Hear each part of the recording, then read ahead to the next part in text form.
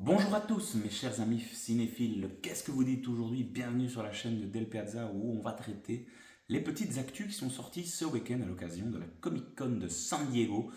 Oui, Comic Con assez célèbre puisqu'elle a toujours de fortes annonces et notamment du côté de Disney et surtout de chez Marvel, c'est ce qui nous intéressait aujourd'hui parce qu'il y a eu quelques petites news assez sympas, notamment le retour de ce fameux acteur Robert Downey Jr. qui incarnait Iron Man il y a peu.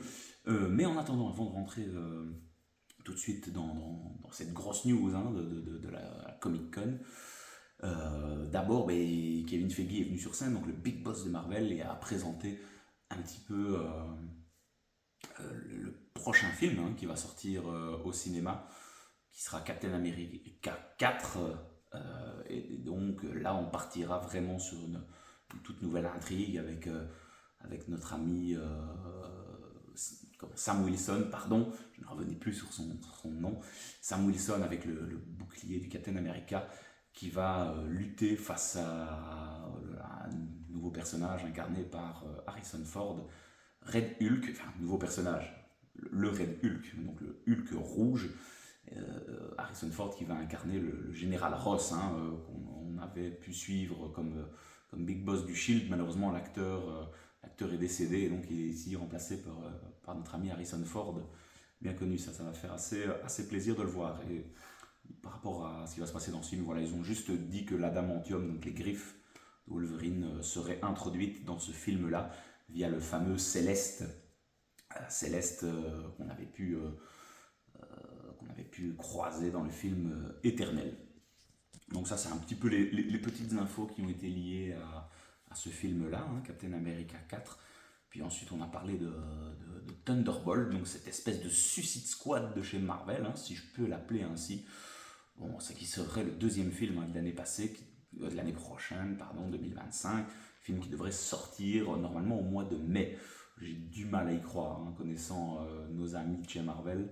Ce sera à mon avis beaucoup plus pour la période été. Moi, je miserais plutôt sur juillet, mais on verra si il n'y a pas de décalage et s'ils maintiennent le cap à ce niveau-là. Je pense qu'il y a des gens qui ont pu déjà voir quelques petites images. Après, voilà, il n'y a pas beaucoup d'infos là-dessus par rapport à ce film. Il y a juste David Harbour qui est venu avec son costume, le fameux David Harbour, le papa de Yelena Belova et de Natasha Romanoff, les Black Widow. Et puis qui nous a juste dit que ce serait le personnage de Yelena Belova serait vraiment au centre et que ce serait peut-être sûrement elle qui prendrait le leadership de cette équipe des Thunderbolts. Ensuite, on a eu même chose, des petites infos sur les 4 fantastiques, The First Step, les premiers pas en gros. Cette nouvelle équipe qui revient aussi au devant de la scène en 2025, annoncée pour juillet, mais encore une fois, moi je crois que je suis pas certain que ce sera aussi proche, qu'on ait un film Thunderbolt au mois de mai et 4 Fantastiques au mois de juillet, j'y crois pas du tout. Donc il y aura sûrement un petit décalage de quelques mois. Et donc là, voilà, on découvrira la nouvelle équipe. Nouvelle équipe qui devrait apparemment, en tout cas dans ce film-là, se situer dans un autre univers que celui de la Terre 616, qu'on connaît bien. Donc à voir comment ils vont réintroduire cette équipe-là avec le monde de la Terre 616, où nos plus gros Avengers, tels qu'on les connaît, se trouvent. Euh, et puis la grosse annonce, c'est que il y avait ce fameux personnage de Kang à la base, le prochain Avenger devait être Avenger, si on peut l'appeler ainsi, Avenger 5 de Kang Dynasty, a été remplacé par Avengers Doomsday, et la deuxième partie sera, et reste d'ailleurs, Avengers Secret Wars, qui sortiront, je crois, 2026 et 2027, avec à peu près un an d'écart. Et la fameuse particularité, c'est que voilà, Doomsday à la place de Kang Dynasty. Doomsday, pourquoi? Parce qu'un nouveau méchant a été introduit. Donc on a vu le Docteur Doom, grand méchant de l'univers des 4 Fantastiques, grand rival de Red Richard, l'homme élastique. Et donc on a eu un Docteur Doom qui est arrivé sur la scène, qui a enlevé son masque, et c'était l'acteur de Robert Downey Jr., qui a incarné bien sûr Iron Man pendant des années, tout le monde la bien connue, et donc sous une fameuse pop. Alors, juste un petit retour par rapport à ça, je suis assez mitigé, je sais pas trop quoi en penser en fait. Je sais pas si ça va être un variant de Tony Stark ou s'il va vraiment incarner Victor Fatalis. Euh, je suis un petit peu perdu par rapport à ça, à voir ce qu'ils vont faire. Je vais pas trop me prononcer quand même.